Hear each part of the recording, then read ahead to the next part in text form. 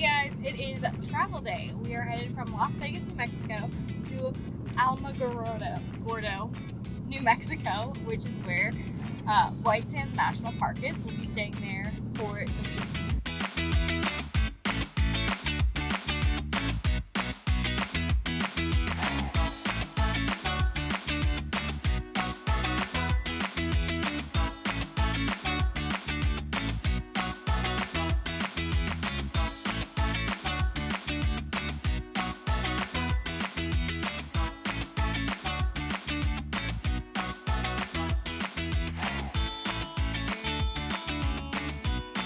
For those of you that find yourselves in southern New Mexico, definitely come out at sunset to White Sands National Park. The view is just spectacular. The hiking's a little difficult. Loose sand isn't the easiest thing to walk around on, as you can imagine, but it's been a really awesome evening, and we're just now getting to the sunset, so we'll show you all what that looks like.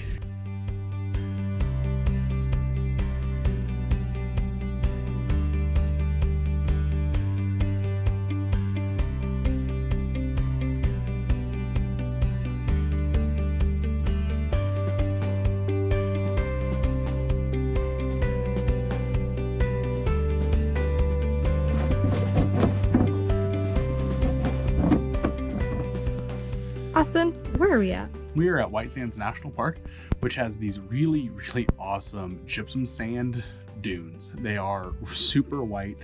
Gypsum's the same thing that they make drywall out of, but it's a really soft, really honestly kind of moist, chilly sand that is just everywhere here.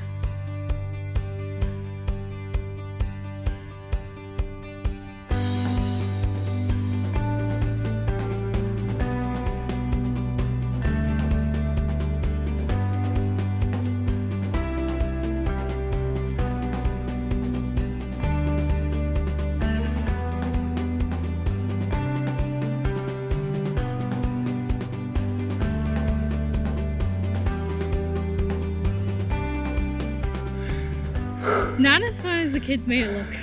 Like Tara mentioned, you probably want to go ahead and not do the sliding if you're an adult. So we've seen quite a few other people try it. It doesn't really work out for an adult. The sand here is like 18 times more frictiony than like snow. So it doesn't really work nearly as well as you would hope.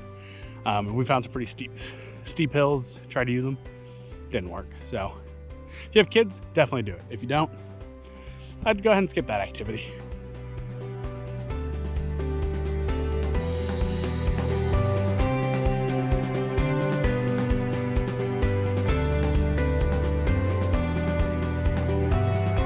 This afternoon, we took a drive out to Lincoln National Forest, which is just east of Alamogordo. It's a beautiful drive. There's beautiful mountains there. It's just a beautiful scene all around. We did stop at the Tunnel Vista observation site where we were able to see the Tularosa Basin. This was a beautiful site.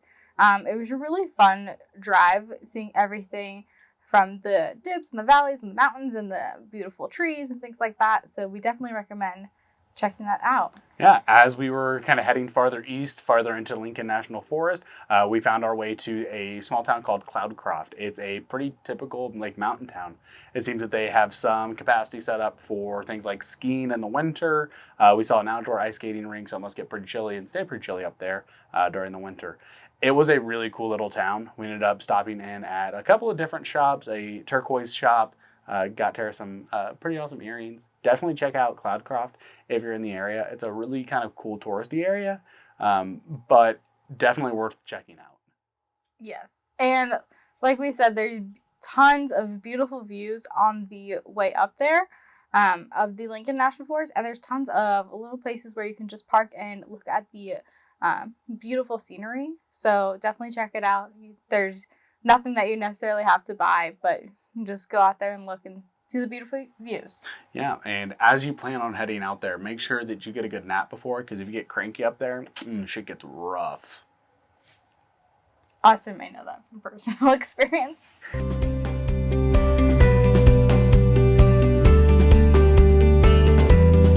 This week we stayed at Edgington RV Park.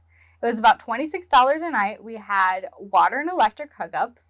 This is a pretty small campground area park, but we are definitely really packed in here. Yeah, they have roughly 40 sites, and some of them are packed in pretty tightly.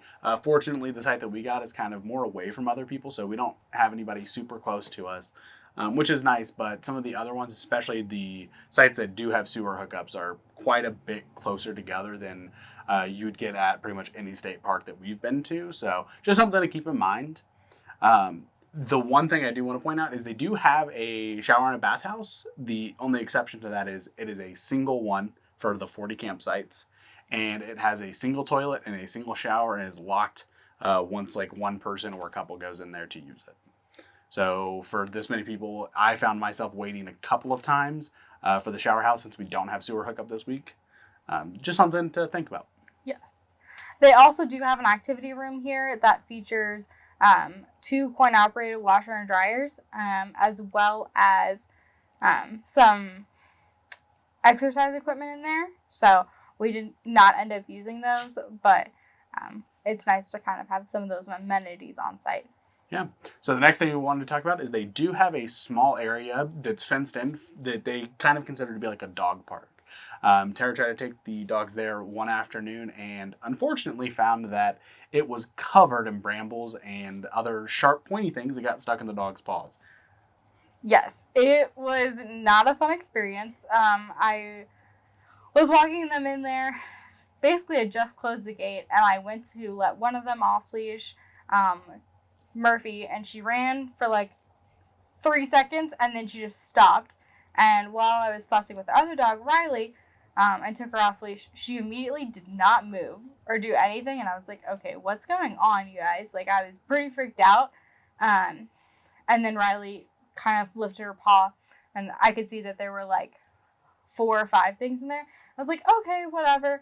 So I took him out and I was like, she must have just picked him up. And then she walked 2 more steps and she had many more in that same paw. And then I checked all the other 3 paws and she had like at least 4 or 5 in each one. And then I checked our other dog, Murphy, who was still like basically like playing a game of freeze tag with no one because she had just frozen still in the dog park. I checked her paws and she also had like 3 to 5 in each paw. And I was like, oh my gosh. So I hooked them up as quickly as possible, got them out. And then as soon as I knew we were on their safe gravel area, I was able to take them out. But I mean, that's a ton of thorns. And then I didn't realize it, but my shoes, of course, had a ton of thorns in them. And they're Birkenstocks, so they kind of just all broke off and sunk right in there. So that was something that we did not enjoy. And there was no sign or anything that said no warning whatsoever. And we can get it if it's like a seasonal problem and they clean it up at some point. But if they know it's like that, really should put a sign up and kind of warn dog owners, because I don't want my dog to pick up a bunch of sharp objects in their paws. Like, that's not enjoyable for them. Yeah, and nowhere else in the park, or nowhere else on our campground, is our dogs have picked up any of these thorns or thistles. It's just in the dog park area, the area that they're supposed to be in. So, it makes no sense. One of the more important things to point out that was a pretty big downside for this campground is the proximity to the highway. We have calculated it to be about 100 feet away from the edge of our camper. It is super loud, and I would be shocked that in this video you couldn't hear the traffic driving by. So just be aware of that if you're going to stay here. But to be honest, a lot of the campgrounds in this area seem to be pretty close to the same highway, and it is a lot of traffic all day long, 24/7. So keep that in mind if you're going to be coming to the Alamogordo area. That might be one thing you have to contend with the campgrounds. Austin, how would you rate our stay here in Alamogordo? I would give Alamogordo a 4 out of 5. The proximity to the national park, the amenities available in the city, I would give it a 4 out of 5. There you have it.